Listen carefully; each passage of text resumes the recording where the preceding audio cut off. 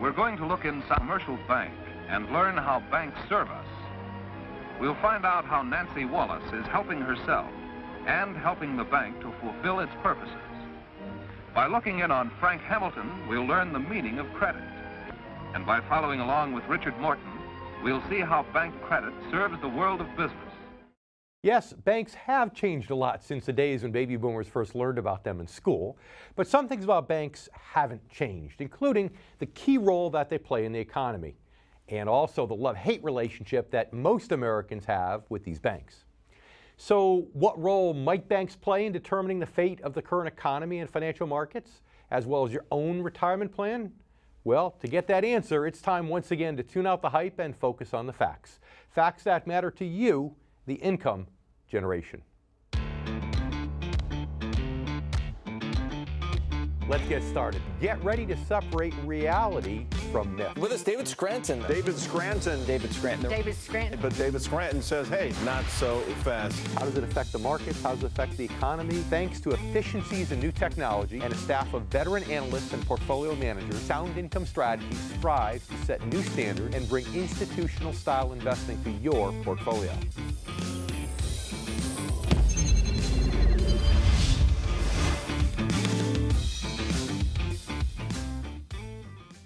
Hi, I'm David Scranton. You know, the history of America and of civilization in general is completely intertwined with the history of banks. They are that important to economic progress. They protect a society's wealth and help that society grow and prosper through lending. But you know, there is a dark side. History is filled with examples of banks abusing their powers, of hindering economic progress instead of helping it, and of triggering financial disaster. We've all lived through one such example of that in the very, very recent past. So the question becomes, could it happen again? And beyond that, what role could banks, from regional banks to central banks, play in dictating where the financial markets are headed? Well, helping us answer these vital questions will be our guests, economist and best-selling author Mohamed El-Erian, and Danielle DiMartino Booth, author of Fed Up, an insider's take on why the Federal Reserve is bad for America. But first, let's take a quick look at the history of banks and banking. The necessity of banks became clear soon after coins became the preferred source of currency in ancient empires. Once governments and individuals accumulated enough coins, they realized they needed to make protecting these assets their top priority. Now, if you're a regular viewer of this show, that phrase should sound familiar.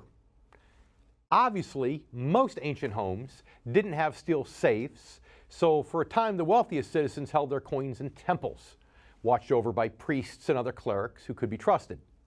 Supposedly trusted anyway. Records from Greece, Rome, Egypt, and ancient Babylon reveal that many temples loaned money in addition to keeping it safe, making them essentially the very first banks.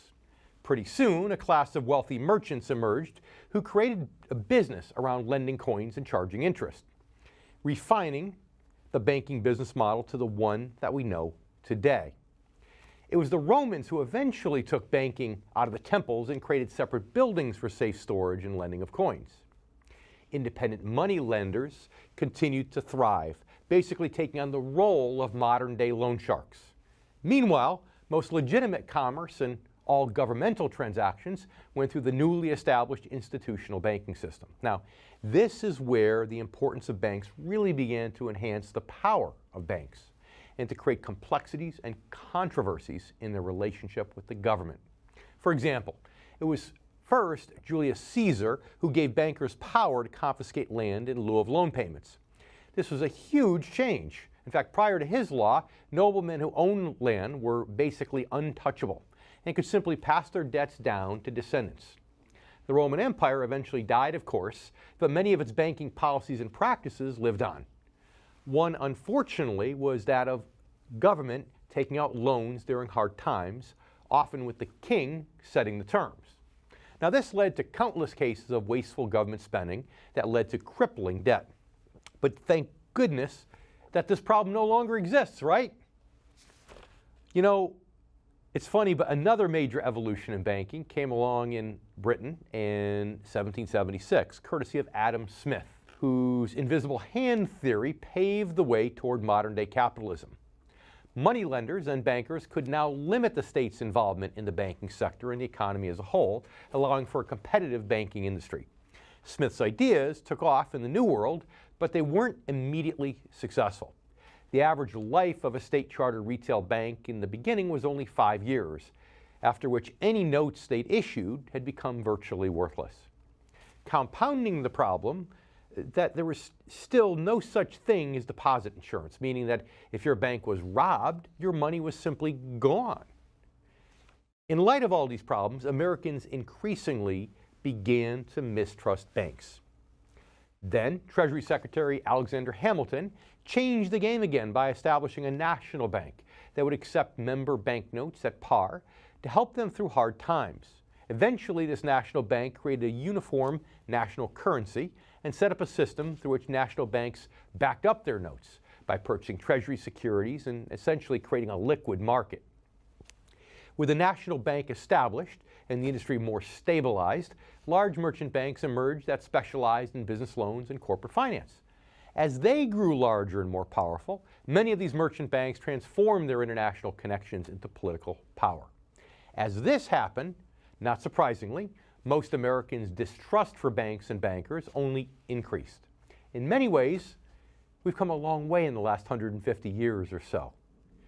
In other ways, though, we haven't come that far at all. Many of those large merchant banks that rose to power in the industry's infancy are still among the most powerful banks in the world today. We'll talk more about how they've influenced the course of the U.S. economy in modern eras and how they continue to do so. And now I'd like to welcome my first guest, Mohamed El-Erian. Mohamed El-Erian is Chief Economic Advisor at Allianz. He's a columnist for Bloomberg View and contributing editor of the Financial Times. He served as chair of the Global Development Council under President Obama and was named one of foreign policy's top global thinkers 4 years in a row. He's the author of 2 New York Times bestsellers, including When Markets Collide, as well as The Only Game in Town, Central Banks, Instability, and Avoiding the Next Collapse. Mohamed, welcome back to the show. Thank you, David. You know, recently in Bloomberg.com, you had written that in the 10 years since a global financial crisis damaged many lives and almost tipped the world into a multi-year depression, efforts have been made to strengthen the banking system and reduce its risk of contaminating the real economy. How successful do you think those efforts really are in terms of preventing a future banking collapse like the one we had in 2008? I think we've been good at playing defense. So we've been good at preempting another crisis. Okay. And certainly the banking system itself is safer. Higher capital buffers, better liability management. But we haven't been good at playing offense. We haven't been able, until recently, to unleash the considerable potential of this economy. So good defense, less good offense. Okay. And when you say playing offense, do you mean that there's still people that are fairly creditworthy out there that simply aren't able to get loans? Is that what you're referring to? Yes, I think 2 things. One is that the banking system still doesn't serve enough people. And the other one is that to the extent that the risk is there, it has morphed and it has moved. So the banking sector has become safer. The risk to financial stability is now in the non-banks. So there's been 2 elements that have operated. But part of it is because we can't over-rely on finance. That was the big mistake made in the run-up to the 2008 global financial crisis. We depended on finance as the engine of growth. That is wrong. There are better engines of growth that are more durable, and that is what we should be investing in. And we are, to a certain extent, doing so now. Now, you said that the risk to something like the risk to the banks a moment ago doesn't really lie today with the banks. It lies with other institutions or other entities. What do you mean by that? So part of the strategy coming out of the global financial crisis was to use the central bank to deliver not just financial stability, but macroeconomic outcomes, to deliver higher growth. Now, central banks can't do what's needed. They cannot invest in infrastructure, they cannot invest in people, they cannot deregulate, They cannot improve the fiscal system. The only thing central banks can do is use what's called a financial asset. Another way, manipulate asset prices in order to change behaviors. So what does a central bank do? It lowers interest rates. It puts in more liquidity, hoping that people will take more financial risk. And as they see asset prices go up because there's more risk-taking, they become more confident about the economy. That is not a great way to run a railroad. They had to do it because political polarization precluded other things, but it's not a good way to do it because it decouples finance from the real economy. It's kind of like a placebo effect, is it not, that in essence the Federal Reserve created by doing that? Yeah, well, they did get some reaction and growth would have been lower than it would have been otherwise. But even Ben Bernanke in 2010, when he announced this shift, said, remember, it comes with, and I quote, benefits, costs, and risks. And the longer you're in this mode, the lower the benefits, the higher the costs and the risks. And I don't think he or anybody else imagined that we would be in this mode for such a long time. Sure. I mean, we've been here for a decade now, and I agree completely. When we come back, we're going to talk a little bit about the Federal Reserve with you and the economy, and whether you think the Federal Reserve is going to raise interest rates 3 more times, 4 more times, what direction they're going in. So if you stay with us, we'll be right back. And you stay with us also. We have much more here in terms of words of wisdom from Mohamed El-Erian on the income generation. We'll be right back.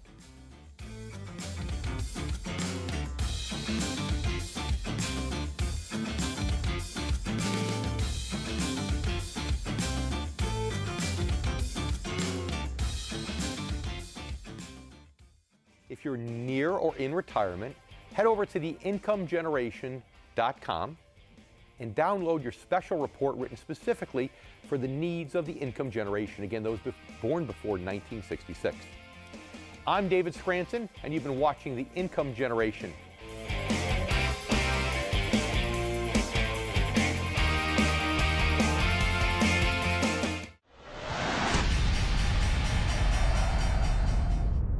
You see the commercials all the time. Sign up for the airline credit card and get a free round-trip fare, plus miles and more. It sounds enticing, but are these cards worth it? It all depends on how frequent of a flyer you are and whether you can concentrate all your flying on one airline. If you are a very frequent flyer, 2-3 times a month, and you fly one airline all the time, you can become what airlines call elite. They'll give you upgrades and they'll start giving you bonus miles, and then you get those miles even more quickly. But if you're somebody who doesn't fly all that frequently, then paying an extra $20, $30, $40 to try to fly a certain airline and get miles just to hope to get that $200 free ticket eventually, save the money and just pay for that ticket. Before signing up for the airline credit card, compare the annual fee and interest rate to other cards. And if they're reasonable, make sure the airline offers easy travel options to the cities you like to visit. Also, check the point structure for ticket redemption and if the points expire quickly.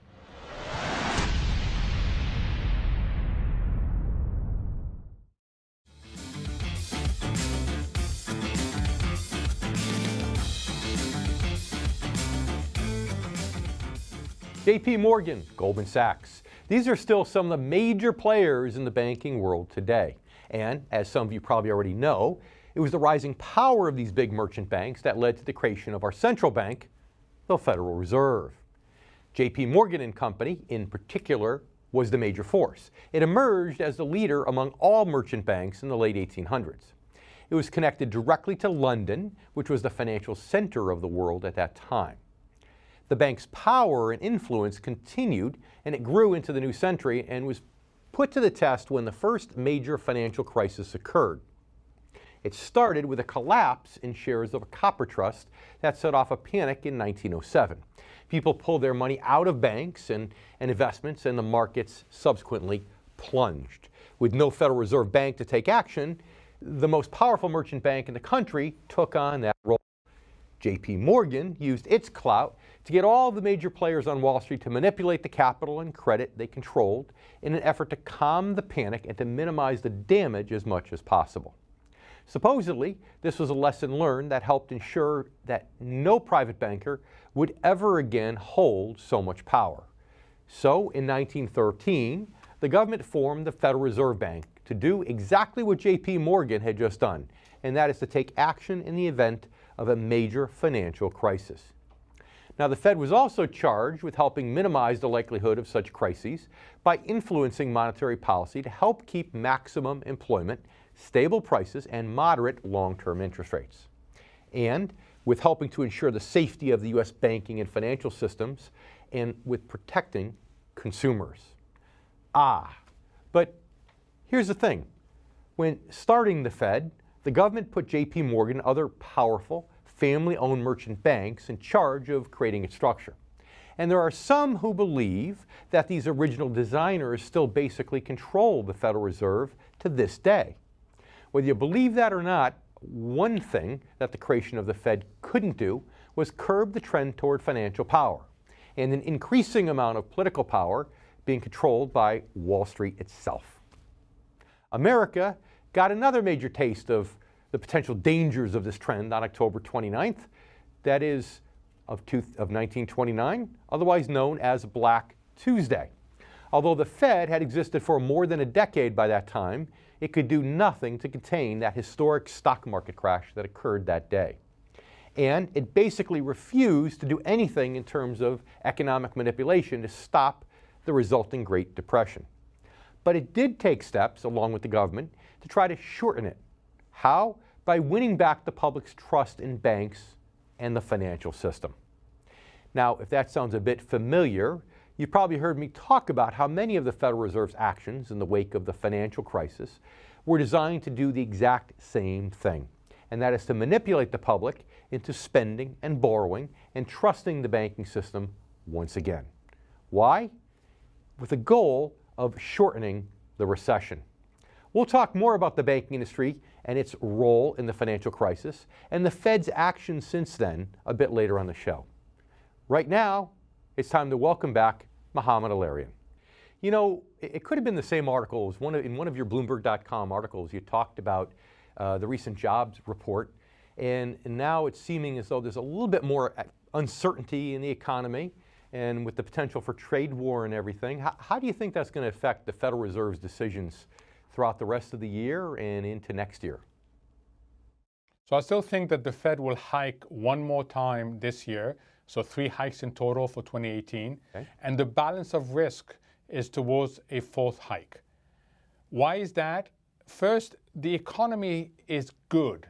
It's doing well. We haven't yet felt any meaningful impact from the trade tension.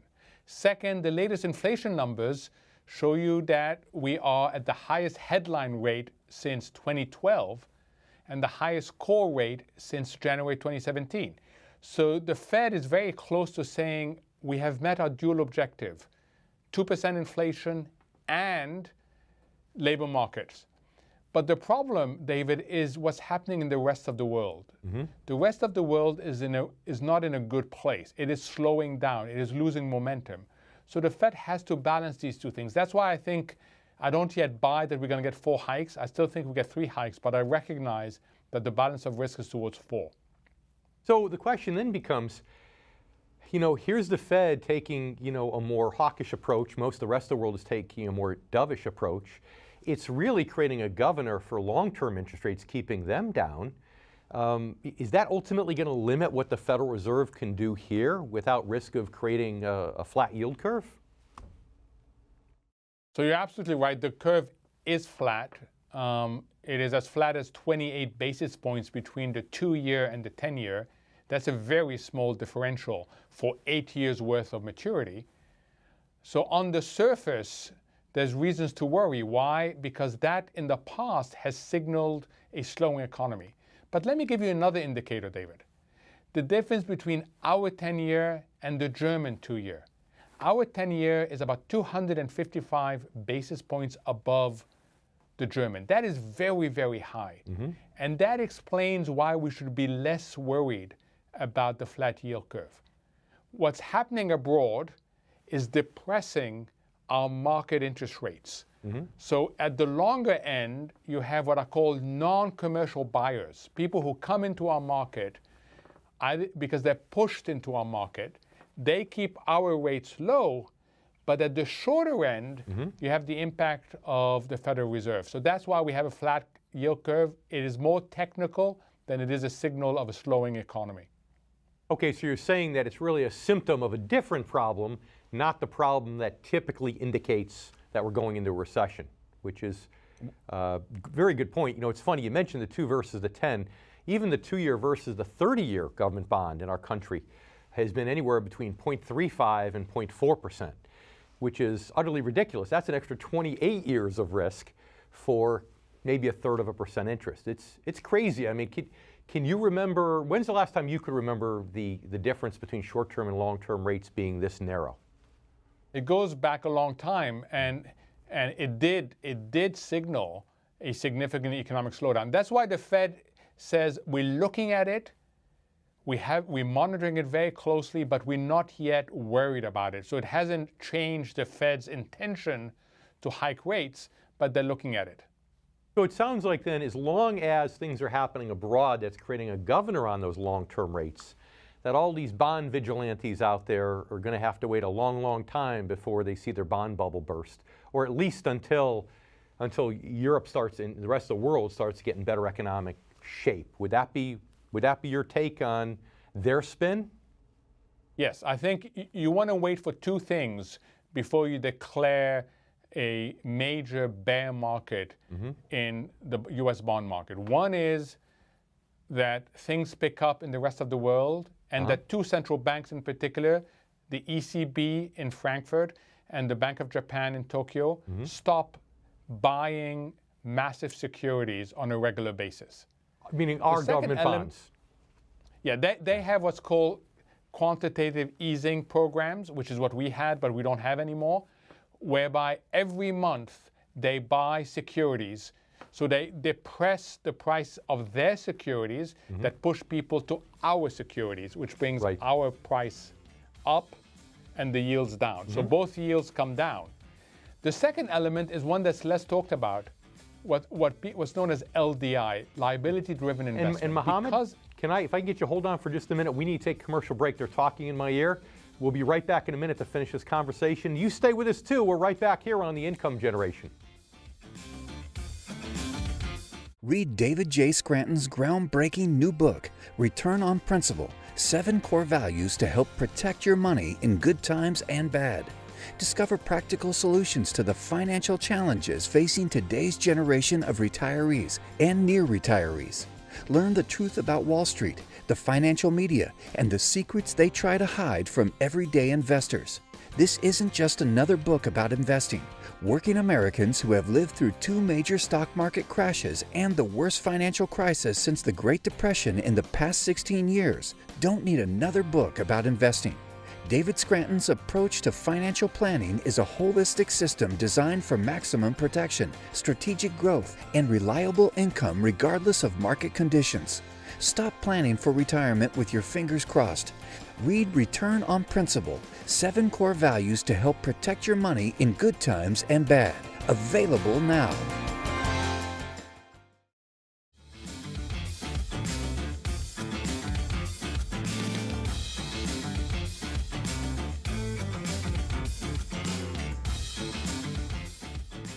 Now, as most people know, the worst financial disaster in America since the Great Depression, the financial crisis, was the result of an international banking crisis that reached its breaking point when the major investment bank Lehman Brothers collapsed in September of 2008. One could argue the bank sowed the seeds of its own collapse with reckless, short-sighted, and downright greedy practices during the U.S. housing boom in the early 2000s. Lehman Brothers acquired 5 mortgage lenders, including a subprime lender that specialized in what's known as Alt-A loans, meaning loans made to borrowers without full documentation, otherwise known as liar loans. But then, by the first quarter of 2007, warning signs were building that the housing market was about to collapse. Defaults on these subprime mortgages rose to a 7-year high. The rest, as they say, is history. In the first week of September 2008, Lehman Brothers stock fell 77% in the midst of plunging equity markets around the world. On September 15th, with over $600 billion in assets, they filed the largest bankruptcy in U.S. history. That same day, the Dow Jones Industrial Average fell by 4.5%, and ultimately, the stock market would continue to plunge by nearly a total of 60%. Essentially, Lehman Brothers, Bear Stearns, and others had become real estate hedge funds disguised as investment banks during the housing boom. But in keeping with the history of large, powerful banks that we've been discussing so far on the show, once the bottom fell out, they were deemed to be too big to fail by the U.S. government. Massive bailouts of most of the major banks were approved through this thing called the TARP, the Troubled Asset Relief Program, in hopes of preventing a possible collapse of the entire world financial system. And all the Treasury Department over that time siphoned over $700 billion of taxpayer money, and much more than that by some accounts, toward this bank bailout effort. Was it worth it? Well, in terms of preventing a global financial collapse, you could say, yes, it was. But in terms of fending off the Great Recession, obviously it wasn't. Why? Because even as the government proceeded to bail out the banks, it became harder and harder for the average homeowner to actually qualify for a mortgage. With fewer qualified buyers in the market, home prices continued to plummet, and the problem got worse. And even though the big banks were saved by the bailouts, stock markets around the world still dropped and decimated the savings of many Americans who were retired or close to retirement. In the end, the long history of Americans mistrusting banks reached lofty new heights in the wake of the financial crisis, and understandably so. You know, the effort to win that trust back has been underway, if you think about it, ever since, spearheaded by the Federal Reserve, using strategies that have been both tactical and psychological. To a large extent, though, these efforts have failed. And that failure is one of the major reasons that we find ourselves in what I like to call the unprecedented age of economic uncertainty. We're back here on The Income Generation with Mohamed El-Erian. Now, sorry to cut you off there for a moment. We talked about the two reasons two things that have to happen for long-term interest rates to go up and to create a bursting of the bond bubble, as so many people are erroneously predicting today. One is that a lot of foreign governments would have to stop or slow down the purchasing of our government bonds. And you're about to give me the second one. What is that? So the second one comes not from the public sector, not from central banks, but from the private sector. And it comes from companies. Because the stock market did so well last year, a lot of companies are in a better position to immunize their liabilities, to match future liabilities on the pension side with more secure income on the asset side. And that's why they are also buying longer dated bonds. So both these sources are what's known as non-commercial buying of the markets, and they keep interest rates low. Okay. Now, changing subjects for just a second, and I thank you for that. I hadn't actually thought about the second one myself to the extent that you have. Great point. Now, you made a pretty bold statement, and I love you for your optimism and your patriotism and all that, but you said in one of your writings, I can't remember exactly where, but you said that we will win a trade war, and you seem to have said that with confidence. Why is that? Because we are less dependent on international trade than other countries, including China. So in relative terms, we win this war. Mm-hmm. It comes at a cost of some absolute damage. And the big question for me, David, is at what point does China realize that they are in the position that Ronald Reagan put the Soviet Union in when he embarked on the military spending race? The US can win the relative war. The question is how long does it take for China to realize that and to respond to what are genuine grievances about intellectual property rights, about joint venture requirements. So there are things there that would suggest that we may end up with still free but fairer trade, but it's a risky time. Interesting. Economically speaking, the trade war for China could end up being what the Cold War was for Russia. So our audience, the Income Generation members, those baby boomers who are either retired or kind of on that final descent into retirement, you know, what should they do? What's your best advice for them? You know, I love you because, like myself, you're a fixed income guy, but you're also an equities individual, you know, managing international portfolios in the past and so on, global portfolios. So what would you tell those viewers that are looking at lower yields on fixed income, looking at a stock market that's gone up for over 9 years in running now? What would you say to them? I would say recognize that we are changing landscapes. You see it already in higher volatility, higher short-term interest rates. Understand that we're entering a world of greater divergence in economic performance and greater dispersion in asset prices. So just first understand that this is a very different landscape than what we've seen in previous years. Otherwise, you're going to be completely unsettled and the risk of a mistake goes up. That's the first critical issue.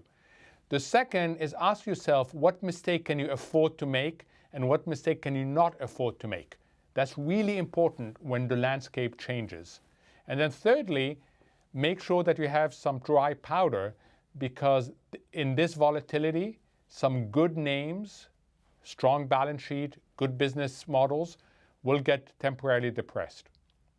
So in the 40 seconds or so we have left, you know, tell us what you think. I've said this recently, that the days of buying an S&P 500 index with this trade war are probably not going to be ideal. It almost seems now like individual stock selection, if you're going to be in the equity market, where you start to look at certain companies' exports. It almost seems like that's what people have to do if they want to make money in the equities market versus just buying a mutual fund or an index. Your thoughts? Yes, in capital letters, and that is the outcome of greater dispersion in asset prices. Gotcha. So it's a different world. It's the new normal, as I think is the phrase that you helped us coin 10 years ago. The new normal, and the new normal is trudging forward. Mohamed, thank you so much for being on our show once again. It's been my pleasure. Thank you. All right, stay with us. We'll be right back here with lots more on the income generation. If you're not using someone who's well trained in fixed income and you're born before 1966, it may just be time for you to break up with that advisor and move on. I would suggest someone who will care for you through these important years of your life. If you need help finding someone, call or write us. I'd also like to remind you of the special report entitled The Income Generation. This is available free to you, our loyal viewers, online. If you haven't downloaded your report, pick it up after the show.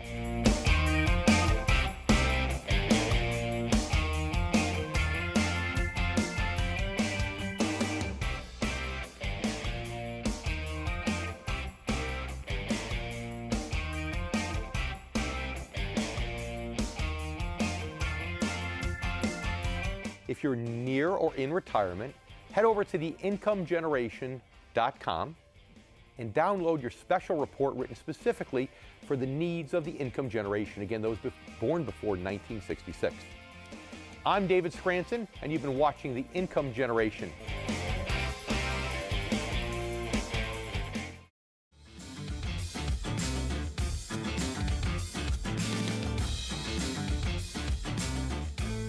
With the TARP program to bail out the banks, the Federal Reserve instituted an unprecedented effort not only to manipulate the economy and financial markets, but to manipulate, yes, you and me, Americans.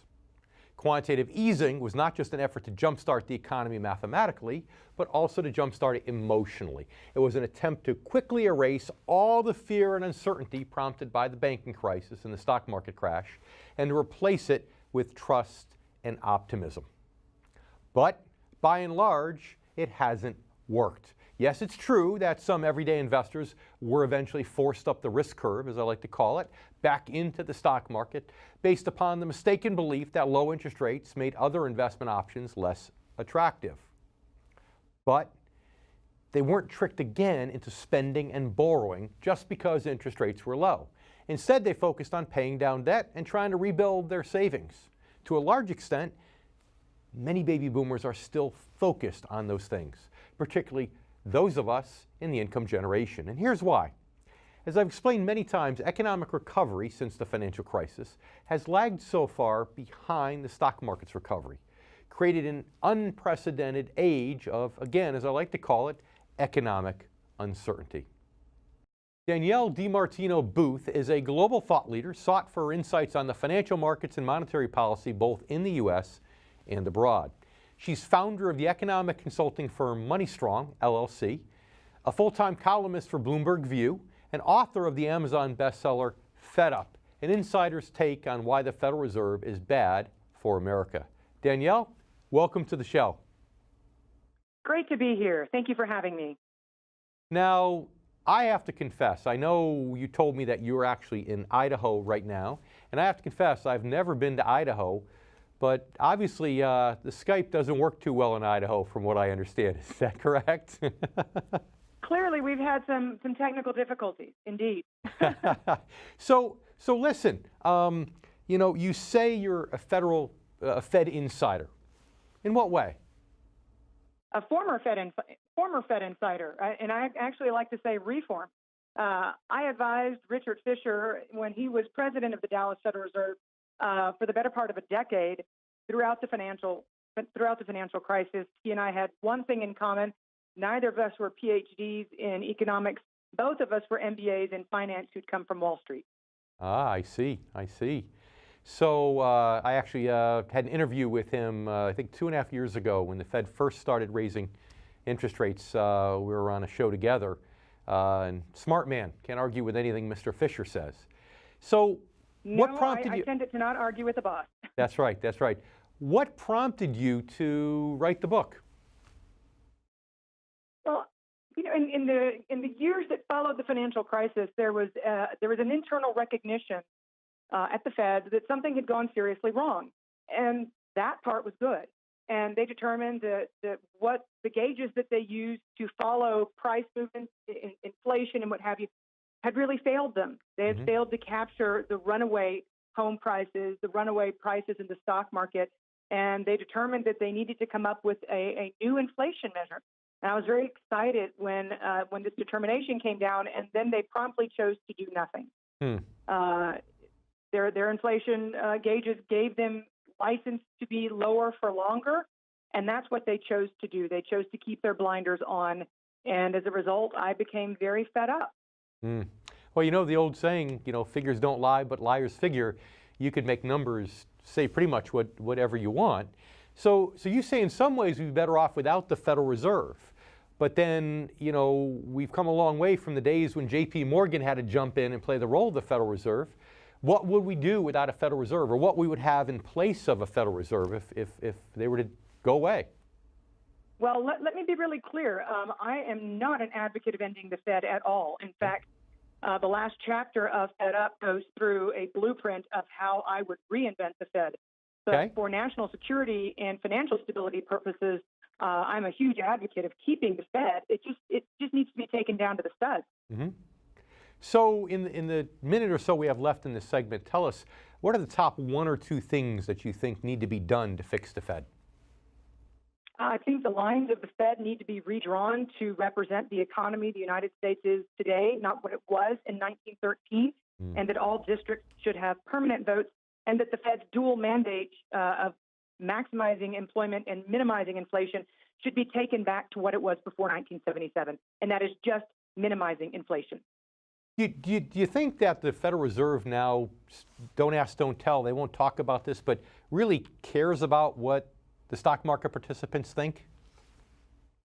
I think that the onus is upon the Fed to prove that they no longer care what the stock market thinks, because since 1987, when Greenspan came into office, the tail wagged the dog, and the Fed allowed the stock market to dictate monetary policy. Yeah, I agree with that 100%. Danielle, thank you. We'll be right back with a little bit more. So Danielle, please stay with us. And you stay with us also. We'll be right back here with more on the income generation.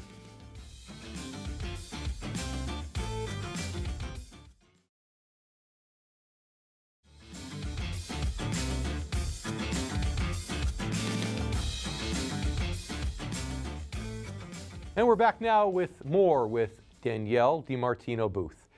So Danielle, I agree completely. I think the Federal Reserve has gotten a little bit too concerned about Wall Street. And I think now they've got their hands filled trying to prove that they're not, that they really don't care what happens with Wall Street and what the stock market or what Wall Street thinks. So let's switch gears for just a minute if we can.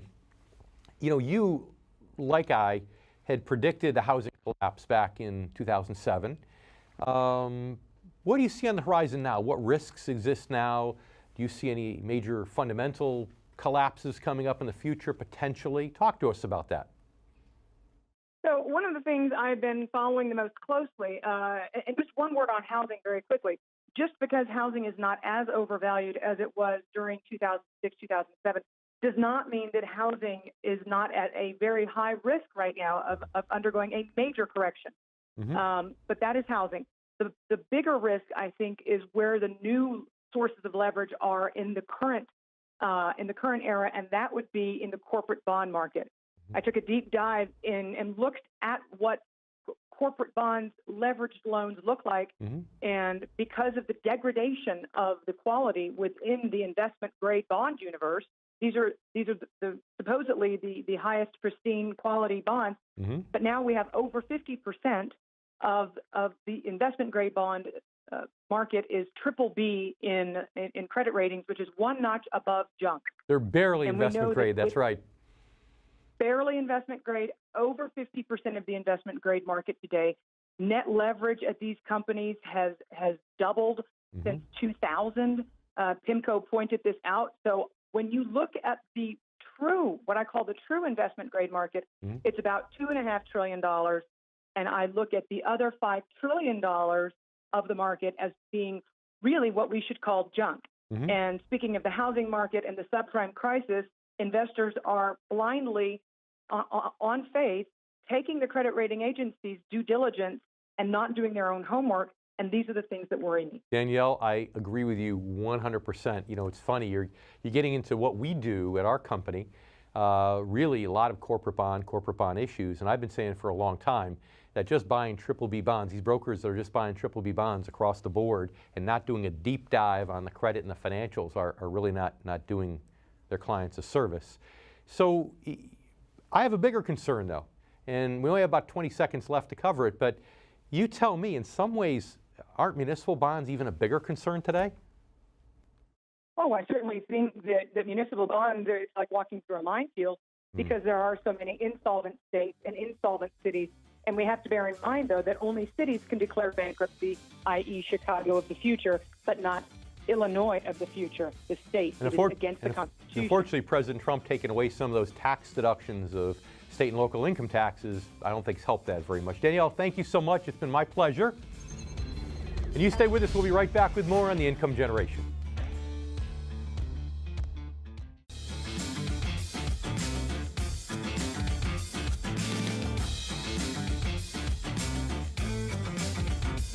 I'd like to take this opportunity to thank both our guests for joining us for another episode of The Income Generation. I also like to thank you, our new and returning viewers. If you're close to retirement and really want to know how to protect and maximize your money, it's absolutely essential that you stay informed and up to date. And right here is where you can do it on The Income Generation. I'm David Scranton. Thanks again, and we'll see you next week.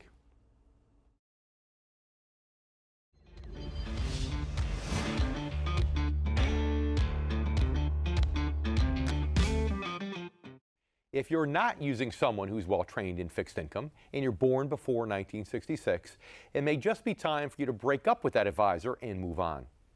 I would suggest someone who will care for you through these important years of your life. If you need help finding someone, call or write us. I'd also like to remind you of the special report entitled The Income Generation. This is available free to you, our loyal viewers, online. If you haven't downloaded your report, pick it up after the show.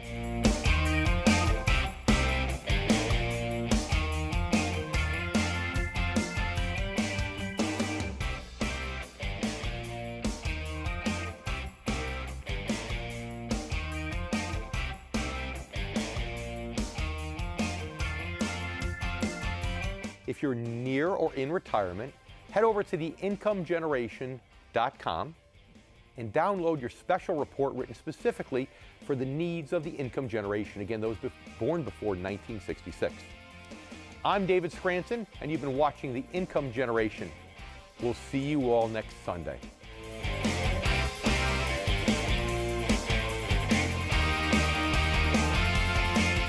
Read David J. Scranton's groundbreaking new book, Return on Principle: 7 Core Values to Help Protect Your Money in Good Times and Bad. Discover practical solutions to the financial challenges facing today's generation of retirees and near retirees. Learn the truth about Wall Street, the financial media, and the secrets they try to hide from everyday investors. This isn't just another book about investing. Working Americans who have lived through 2 major stock market crashes and the worst financial crisis since the Great Depression in the past 16 years don't need another book about investing. David Scranton's approach to financial planning is a holistic system designed for maximum protection, strategic growth, and reliable income regardless of market conditions. Stop planning for retirement with your fingers crossed. Read Return on Principle: 7 Core Values to Help Protect Your Money in Good Times and Bad. Available now.